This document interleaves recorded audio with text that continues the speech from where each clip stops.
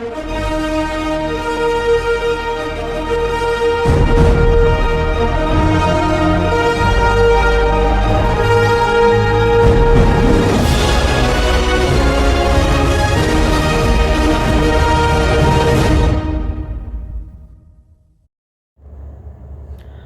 semuanya, sebelumnya perkenalkan nama saya Muhammad Farel Ardiansa dengan NIM L0112511152. Saya merupakan salah satu mahasiswa dari program studi Ilmu Kelautan, Fakultas Ilmu Kelautan dan Perikanan Universitas Hasanuddin. Baik, kali ini saya akan mempresentasikan materi tentang hubungan antara tekanan, suhu, dan kelarutan gas dalam air laut. Baik, yang pertama itu pendahuluan. Air laut tidak hanya mengandung air dan garam, tetapi juga gas terlarut seperti oksigen, karbon oksida, dan nitrogen. Gas-gas ini sangat penting bagi proses kehidupan laut, seperti respirasi organisme laut dan fotosintesis fitoplankton. Namun, jumlah gas yang dapat larut dalam air laut tidak selalu tetap. Kelarutannya dipengaruhi oleh beberapa faktor, terutama tekanan dan suhu.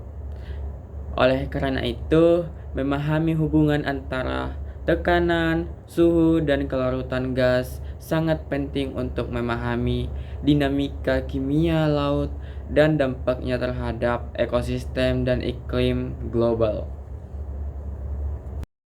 Baik, jadi pembahasan pertama kami itu yaitu mari kita bahas mengenai pengaruh tekanan. Di laut, tekanan meningkat sekitar 1 atmosfer setiap 10 meter kedalaman.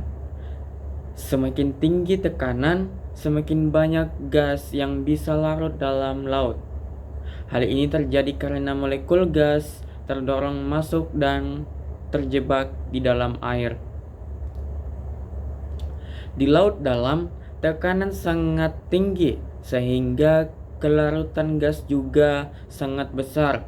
Kondisi ini membuat laut dalam berfungsi sebagai penyimpan karbon alami karena dapat menyimpan karbon dioksida dalam jumlah besar. Sebaliknya, di permukaan laut tekanan rendah sehingga gas lebih mudah lepas ke atmosfer. Baik, slide yang selanjutnya yaitu kita bahas tentang pengaruh suhu. Nah, suhu memiliki pengaruh yang sangat penting atau besar pada kelarutan gas. Semakin tinggi suhu air, semakin rendah kelarutan gasnya. Hal ini karena pada suhu tinggi, molekul air bergerak lebih cepat dan mendorong gas keluar dari air. Contohnya, air laut di daerah kutub yang suhunya dingin memiliki kadar oksigen lebih tinggi dibandingkan air laut di daerah tropis. Sementara itu, pada kondisi pemanasan global saat ini, peningkatan suhu laut membuat laut menjadi kurang mampu menyerap karbon dioksida yang kemudian memperburuk pemanasan global. Baik, slide selanjutnya yaitu mengenai interaksi tekanan dan suhu. Nah, sebelumnya tekanan dan suhu bekerja secara bersamaan di lingkungan laut. Di laut dalam, tekanan sangat tinggi dan suhu sangat rendah, sehingga kelarutan gas menjadi maksimal. Kondisi ini mendorong penyimpanan gas seperti karbon dioksida dalam jangka panjang. Di permukaan laut, sebelumnya tekanan rendah dan suhu lebih tinggi, sehingga gas lebih mudah keluar ke atmosfer. Perbedaan ini menciptakan gradien vertikal gas di larutan dan berpengaruh pada sirkulasi air laut secara global.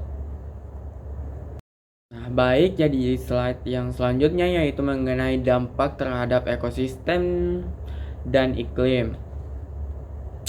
Perubahan kelarutan gas akibat perbedaan tekanan dan suhu memiliki dampak besar terhadap ekosistem.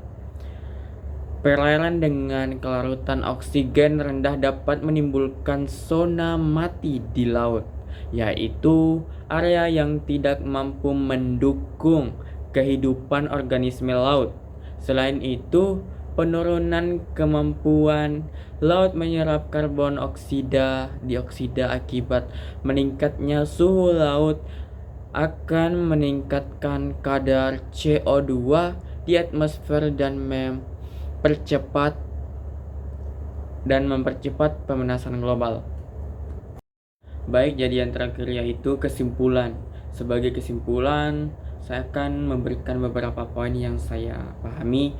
Yang pertama yaitu tekanan tinggi dapat meningkatkan kelarutan gas, dan yang kedua yaitu suhu tinggi dapat menurunkan kelarutan gas, dan yang ketiga itu laut dalam memiliki kelarutan gas tinggi karena tekanan besar dan suhu rendah, dan yang keempat yaitu pemanasan global mengurangi kemampuan laut menyerap CO2 dan menurunkan kadar oksigen laut. Oleh karena itu, memahami hubungan ini sangat penting dalam menjaga keberlanjutan ekosistem laut dan kestabilan iklim bumi. Baik, sekian dari saya. Kurang dan lebihnya mohon dimaafkan. Jika ada salah kata atau apapun itu, mohon dimaafkan. Saya tutup dengan ucapan wabillahi taufik wal hidayah. Wassalamualaikum warahmatullahi wabarakatuh.